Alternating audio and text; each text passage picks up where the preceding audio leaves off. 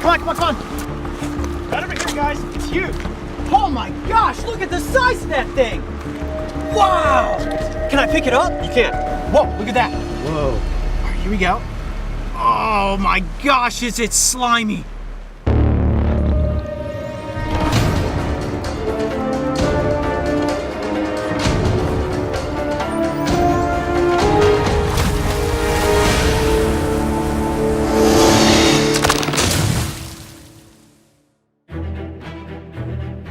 If there is one ecosystem on the planet that is constantly changing, it has to be the tide pools.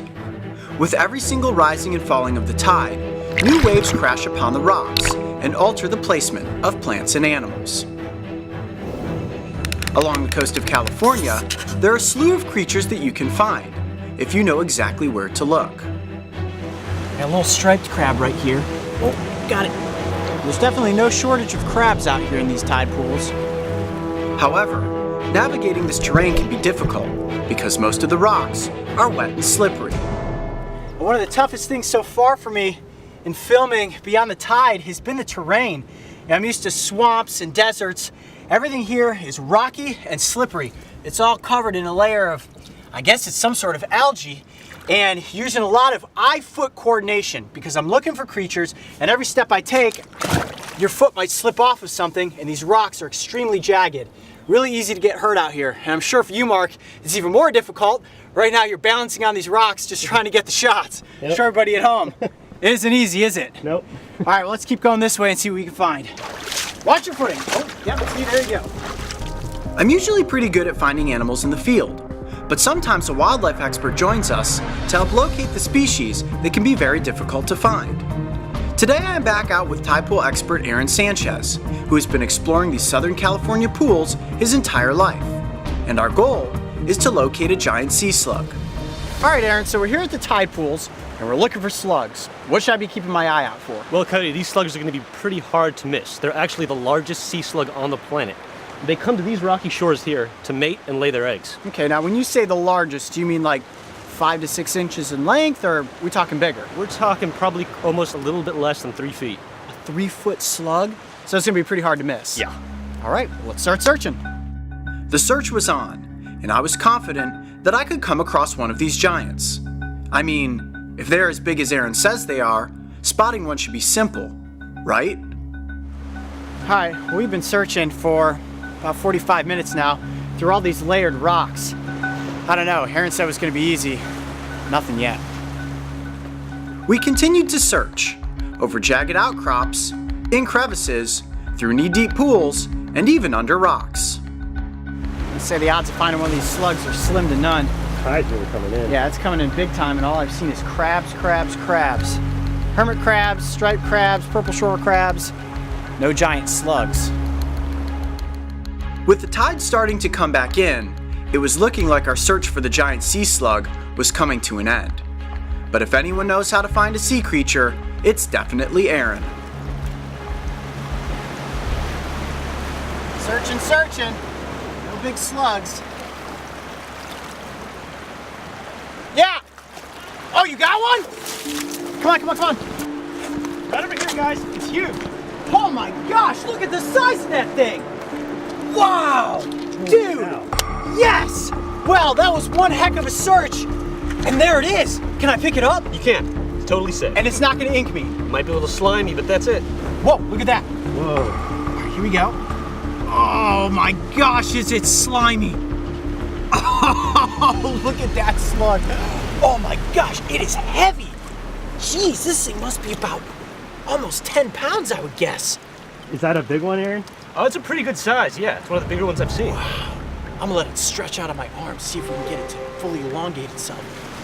Oh my gosh, it is so slimy. All right, now tell us about this slug, Aaron. Well, Coyote, what he's wrapping around your arm right now is actually his muscular foot. He uses that to get around. I can feel him gripping onto my arm. I mean, I can feel him actually like wrapping around me, and I can feel his little tongue under there. He can't bite, right? No, these guys are vegetarians. They mostly eat algae and kelp. And it does have an internal shell, correct, where it has all of its organs? It does have an internal shell. It's kind of soft and made of protein. Okay. And that is actually what these extensions of its foot, called parapodia, are protecting. I can see why there's no way you would miss stumbling upon one of these.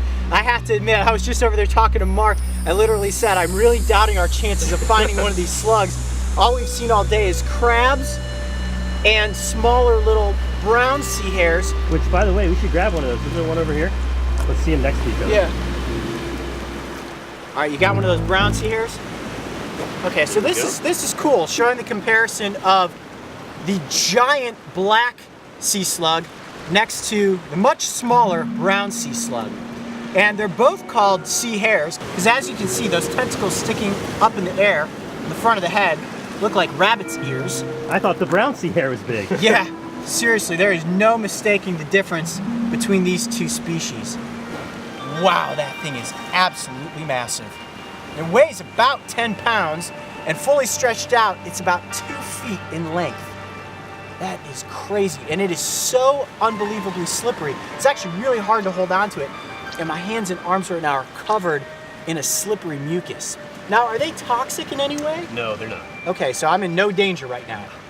So they don't bite, they're not toxic, they're just slimy and alien looking.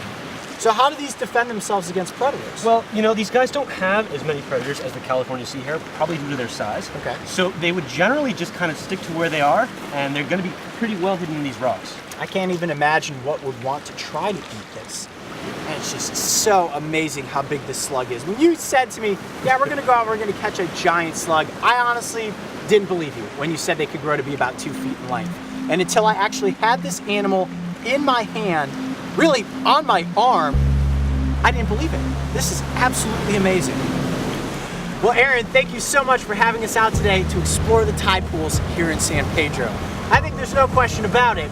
This is one big black slug. I'm Coyote Peterson. Be brave. Stay wild. We'll see you on the next adventure. We gently placed these two slimy slugs back into their respective pools and watched as they slowly returned to the wild. I think it's fair to say that these creatures are as primordial as it gets. And while they may be incredibly bizarre looking, they are an important part of the tide pool ecosystem. Make sure to check out some of Aaron's tide pool photography by visiting his Instagram account @waterbod or his website waterbodymedia.com. If you thought this adventure was exciting, make sure to go back and watch my close encounter with the yellow-bellied sea snake. And don't forget, subscribe to the Brave Wilderness channel so you can join me and the crew on this season of Beyond the Tide. There's no question about it, this is the most lethal snake species I have ever handled.